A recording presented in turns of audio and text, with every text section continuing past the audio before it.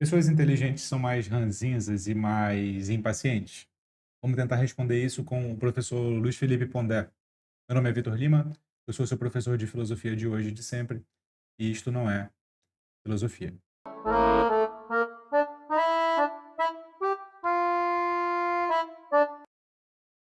O vídeo é esse aqui, ó. As pessoas inteligentes são impacientes ou mais ranzinzas? Vamos lá. Zinzas, impacientes. Olha, essa é uma questão bastante filosófica, né? E eu começaria dizendo que é famosa a suspeita, já desde a medicina grega antiga, de que as pessoas mais inteligentes seriam melancólicas de alguma forma. Que haveria uma associação entre melancolia e conhecimento. Por conta do temperamento melancólico, que na medicina grega, que era baseada em temperamentos, entendia a melancolia como a grande quantidade de bilis negra, melas cholé, e que essa pessoa ela seria mais contemplativa, mais quieta e, portanto, ela acabaria vendo coisas do mundo, né, das pessoas e tal, que os outros não veem. E Não é exatamente isso. Embora isso tenha um quê de verdade, o... tem um problema famoso do Aristóteles chamado problema 30, que foi inclusive destacado em livrinho aqui, ó. Problema 30 do Aristóteles aqui pela editora Lacerda. O problema 30 nada mais é do que este aqui, ó. Deixa eu ler para você, porque você vai entender por que não é exatamente isso que o professor falou. Porque todo ser de exceção é melancólico. Ou, uma tradução possível seria porque todo ser excepcional é melancólico. Um ser excepcional, se a gente for entender, talvez com o nosso padrão, seja esse que o professor Pondé está falando. Alguém que conhece muito. Pessoas inteligentes. No entanto, quando o Aristóteles vai desenvolver o seu ponto, ele não menciona somente Sócrates, Platão e Aristóteles. Embora ele mencione, se eu não me engano, ele não menciona Aristóteles, ele só menciona Sócrates e Platão certamente. Mas ele também menciona Hércules, mas ele também menciona Ájax, mas ele também menciona Belerofonte, ou seja, heróis da mitologia, que não são conhecidos exatamente por serem inteligentes no sentido intelectual, percebe? Todos eles são seres excepcionais, mas não são inteligentes no sentido que a gente atribui à palavra. Então tem uma imprecisão histórica aqui. Um livro interessante. Isso faz parte, o professor Pondé aí tem toda a razão, da medicina grega, que por sua vez se inseria na física grega, que não faz o menor sentido mais para a gente. Nós partimos completamente de outros princípios. Mas eu estou pegando ajuda aqui da História da Filosofia, volume 1, do professor Reale e do Antissérie. Não vai dar para você ver aí não, talvez. Mas está vendo esse diagrama aqui? É um diagrama circular que se divide em quatro, tá? Então, 4 era um número muito utilizado na mitologia grega e na medicina grega. 4 são os elementos, terra, ar, fogo e água. 4 são as estações, inverno, outono, primavera, verão. E a cada um desses 4 elementos correspondia a 4 grandes líquidos que circulariam pelo corpo humano. A fleuma, o sangue, a bilis amarela e a bilis negra. A bilis negra, como bem fala o professor Luiz Felipe Pondé, é a melas cholé. Melas, negro, cholé é bilis ou fel. Melas dá inclusive a palavra melanina, né, presente na pele de pessoas mais escuras, mais negras, mais morenas. Então, número 4 é cabalístico, né? Número 4 é cabalístico. E a cada um desses líquidos, desses humores, corresponde a um tipo de temperamento também. Ao fleuma corresponde ao temperamento fleumático. Ao sangue corresponde ao temperamento sanguíneo. A bilis amarela corresponde ao temperamento bilioso. E a bilis negra corresponde ao pensamento, o temperamento melancólico, devido à origem da palavra melas colés, né? Deixa eu ver se foca de novo aqui em mim. Foca, foca, foca, vídeo maldito. Vai, vem focar de novo. Essa câmera está malditamente desfocando. Pronto, voltou. Então, tem esse quadrante aqui que explica de novo, 4 grandes elementos, 4 grandes estações, 4 grandes líquidos que passam o nosso corpo, 4 grandes temperamentos, e também explica certa disposição atmosférica, tipo assim, atmosférica metaforicamente falando. O fogo é seco e quente, ele é o da bilis amarela. A terra é seca e fria, ela é da bilis negra. A água é úmida e fria, é o do fleuma. O ar é úmido e quente, é o do sangue. Então, esse é o quadrante da medicina grega. Tem tudo a ver com a melancolia, é aí que vem a origem da melancolia, percebe? Interessante isso. Mas é preciso fazer essa correção. Melancolia não é atrelada só a pessoas inteligentes no sentido que a gente fala. Ela também é atrelada a pessoas, quer dizer, ela é principalmente atrelada a pessoas excepcionais. E não só excepcionais no sentido do intelecto, percebe? Vamos lá. E essas pessoas então ficavam quietas e elas observavam coisas no mundo. Imagina uma festa, todo mundo pulando, cantando, berrando, tipo Réveillon, sabe? Aquela festa chata. E alguém, sabe, o pentelho da história quieto lá no fundo, olhando para os outros. E a ideia de que o melancólico então acabava percebendo coisas que os outros não percebiam. E daí, portanto, a conclusão de que quem é feliz é porque é bobo, né? Porque é superficial. Aliás, essa ideia aparece muito no Ele está explorando o estereótipo até agora, né? Ele não está propriamente explicando. Esse seria o estereótipo do melancólico. filme chamado Melancolia, do Lars von Trier. Então, Aí ele cita o filme Melancolia, do Lars von Trier, que expõe uma personagem extremamente, assim, que do nada fica reclusa. Se eu não me engano, ela passa por uma festa de casamento, e nessa festa de casamento ela, do nada, tem um profundo sentimento de melancolia, de onde ela não sabe dizer, né, de onde vem e tal. Mas nota, essa melancolia também, nela, no filme do Lars von Trier, não está atrelada a alguém super, hiper, mega inteligente, não. A personagem do Lars von Trier não é inteligente. Então, a melancolia, no sentido do Lars von Trier, já é um tanto quanto diferente também. o vínculo entre inteligência, conhecimento, sabedoria e melancolia é um vínculo histórico, né? É uma suposição histórica, que passa até pelo velho Freud, no texto dele, Lucto. Pois é, não é exatamente. Não é exatamente. Não é exatamente. Porque, bom, veja, a gente pode pensar aqui junto também em figuras que são inteligentes e que não são melancólicas, né? A gente pode pensar, por exemplo, para a gente sair do mundo greco, a gente pode pensar no Agostinho. Agostinho é tudo menos melancólico, sabe? Tem a vida toda, inclusive, devotada à vida de prazeres e de festas e de esbórnia, e se converte depois de adulto. A gente pode pensar em Platão. Platão não é conhecido por ser melancólico. A gente pode pensar em Aristóteles. Aristóteles não tem registro de ser melancólico. A gente pode pensar em Diógenes, né, o grande filósofo cínico, tudo menos melancólico. Então, eu vejo com um certo grau de desconfiança. Claro, eu posso estar errado, no sentido de o professor Pondé pode conhecer uma literatura que eu desconheço, histórica, mas eu estou me baseando principalmente no argumento central do Aristóteles e nos exemplos históricos, né, de pessoas muito inteligentes da filosofia que não são, ou não são conhecidos por terem personalidades melancólicas, nesse sentido moderno, né, pessoas mais reclusas. Sócrates, né, não tem essa personalidade reclusa. Então, vamos lá.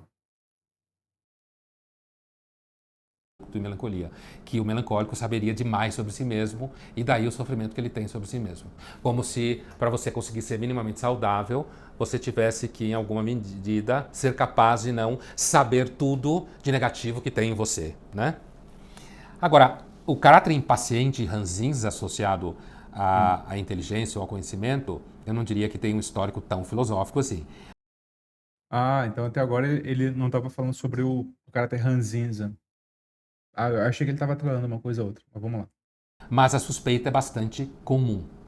Primeiro de que se você é uma pessoa que pensa muito, que você tem um repertório muito vasto, muitas referências, você acaba ficando um pouco impaciente com quem não entende o que está acontecendo à sua volta, ou que tem alguma opinião muito superficial, ou você fica impaciente porque você teria que explicar e às vezes você tem vontade de perguntar se a pessoa quer que você desenhe para ela, como dizem por aí.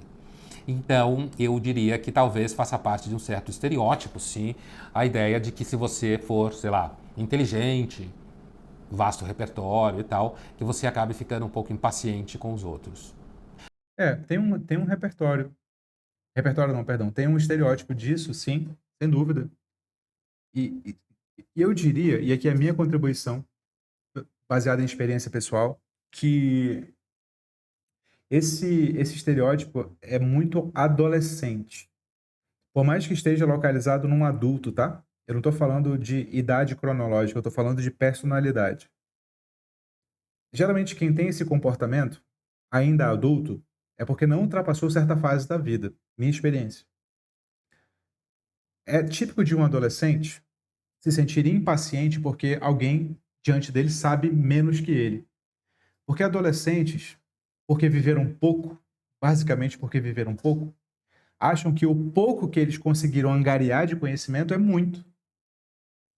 E aí, quando eles confrontam esse pouco que eles têm com o quase nada que muita gente tem sobre esse assunto e não sobre tudo, eles se sentem superiores. Então, é típico de um estudante de primeiro ano de filosofia, por exemplo, ter impaciência com quem não sabe o que ele aprendeu no primeiro semestre. Eu fui esse aluno, tá? Eu fui exatamente esse aluno. Eu me achava muito, porque as pessoas não sabiam dos livros que eu sabia. E olha que eu nem tinha lido ainda. E olha que eu só tinha tido aula. E eu já me achava, né, o rei da cocada preta e tal. Isso é um comportamento típico de quem não convive em sociedade, de quem não aprendeu ainda a lidar com o mundo intelectual, o mundo das ideias, com as conversas, não aprendeu ainda a se posicionar, não aprendeu ainda a como dizer as palavras que precisa dizer. É típico, típico. Isso não é típico de esse é o modo como eu penso e você se manifesta aí.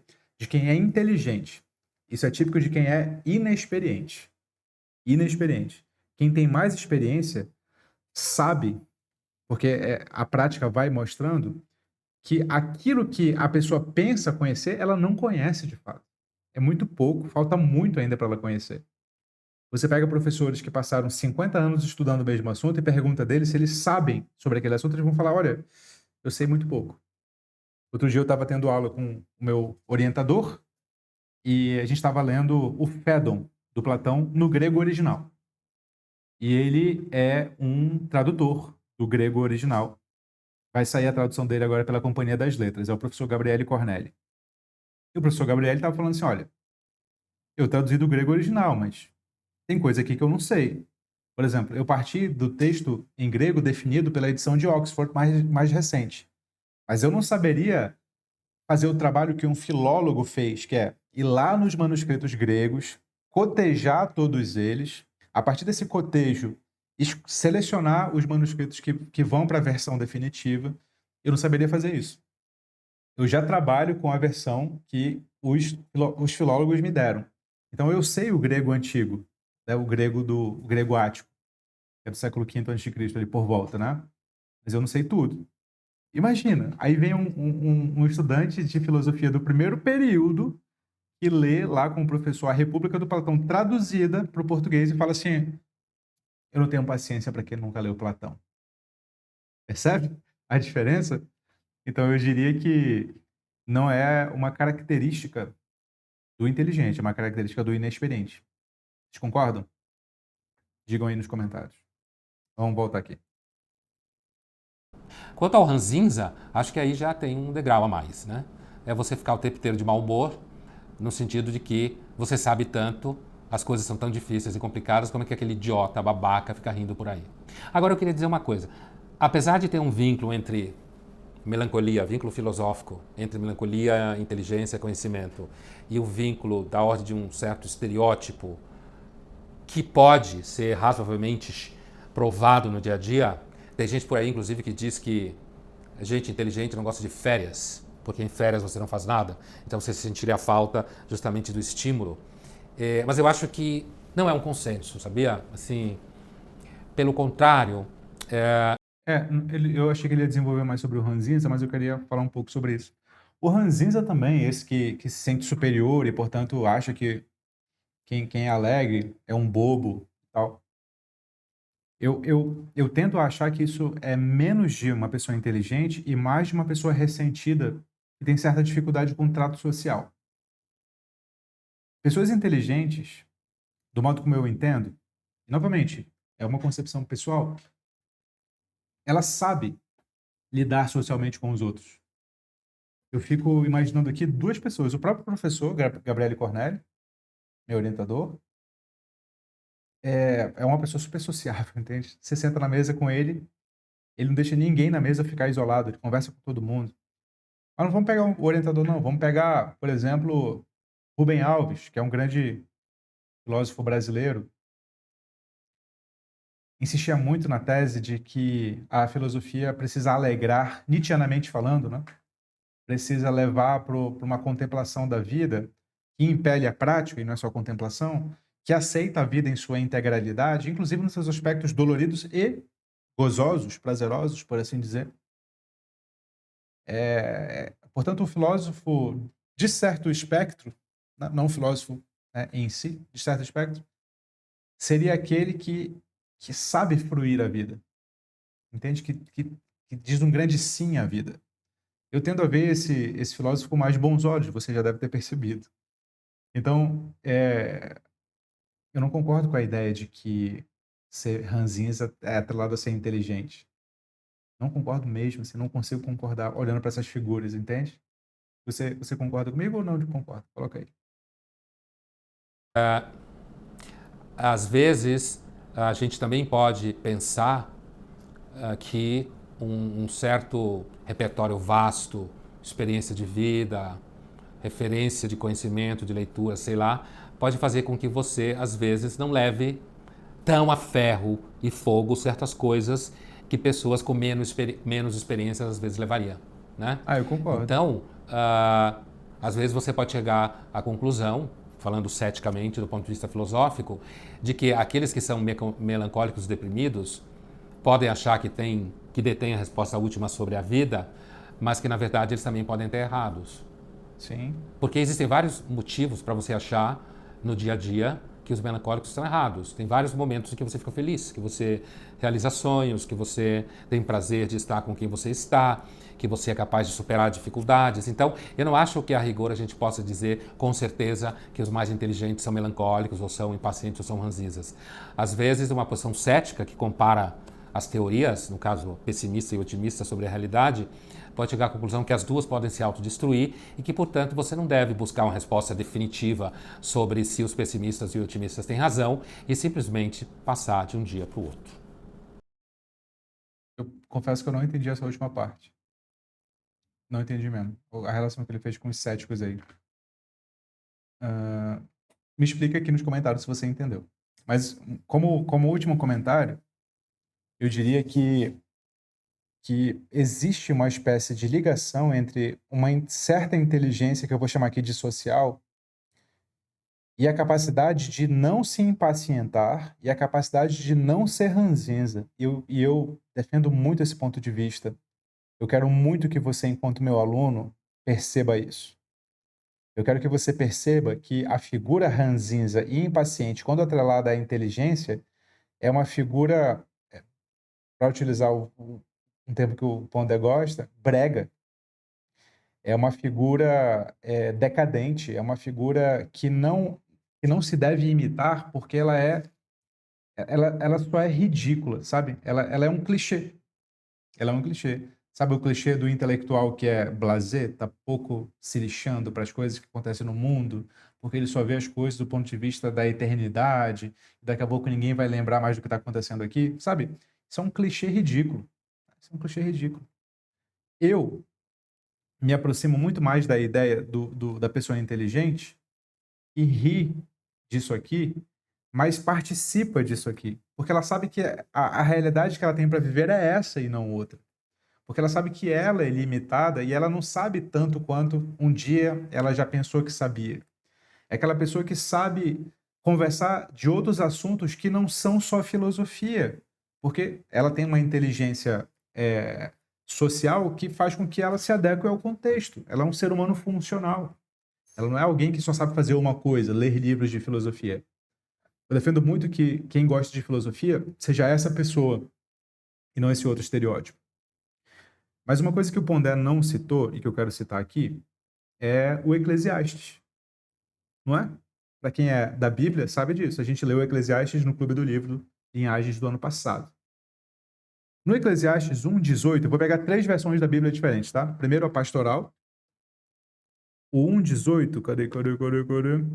Diz assim: porque onde há muita sabedoria, há também muita tristeza, e onde há mais conhecimento, há também mais sofrimento. E aí a nota de rodapé dessa daqui diz assim: Salomão era considerado o modelo do homem sábio, mas o autor garante que nem conhecimento nem erudição levam para a felicidade. Ao contrário, o conhecimento faz descobrir ainda melhor que a vida é passageira. Então aqui, o 1:18 se insere num contexto em que o Eclesiastes, né, Salomão, supostamente está buscando o que é a felicidade. O que é a felicidade? Então ele está dizendo que a felicidade não está necessariamente na sabedoria. A sabedoria não traz necessariamente felicidade. É nesse contexto. Outra tradução possível, eu peguei aqui a versão da Bíblia do Peregrino, tá?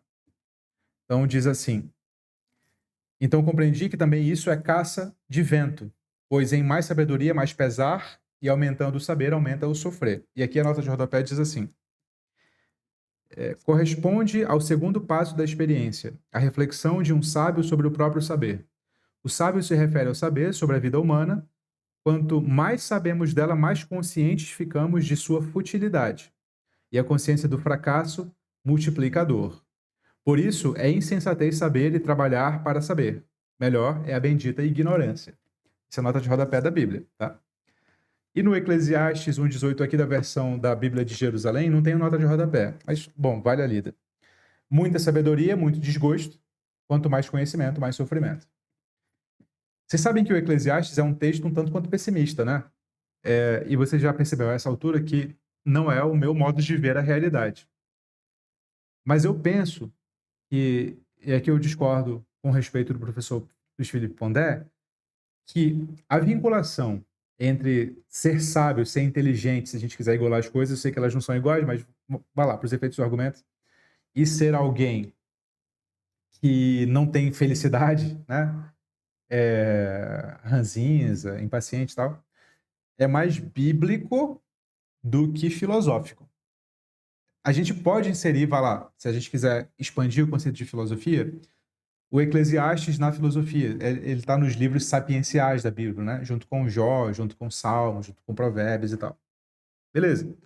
Mas eu diria, portanto, que isso é mais uma visão bíblica do que uma visão grega, tá? Para a gente separar as coisas, se a gente quiser incluir as duas como filosóficas. A questão é, com qual das duas você mais se identifica, concorda? Coloca aqui nos comentários. Não se esquece, você é o que pensa e, como sempre, fique com Sócrates.